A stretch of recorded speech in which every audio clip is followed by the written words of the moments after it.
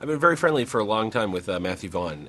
Oh, really? Yours was the one set of his I haven't visited just because it was Fox. Right. But Fox is, I think, far more control. When it's his movies, Matthew can just do what he wants. And I guess that raises a question. Are you looking forward to revisiting that with him?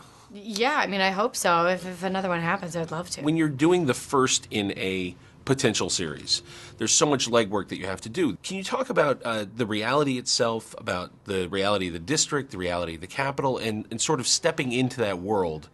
Working on District 12, it was so far in the future that it was almost in the past. I mean, District 12 does not in any way look like it's from the future. It looks like a coal mining town from the 20s or 1900s.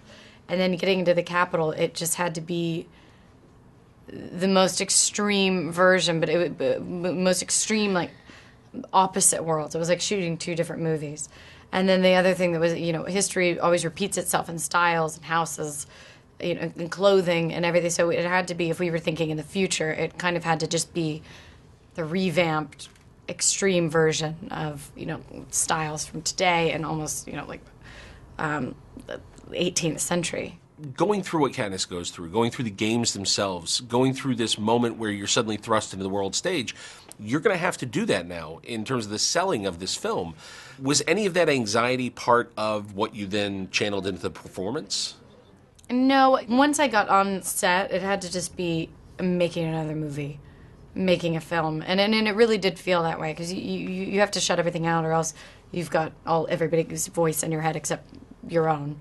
So I think it was important to kind of shut all of that out.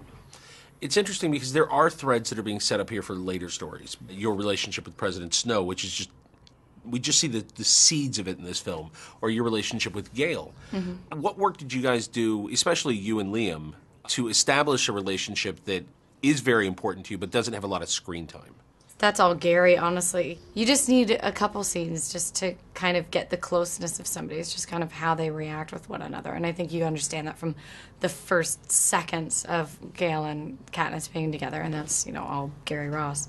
If I were to hand you the bow and arrow today, how are you? I could shoot you. Yes? Yes? Have you gotten really comfortable with them? Is it a process of really getting... Yeah, I really love it now.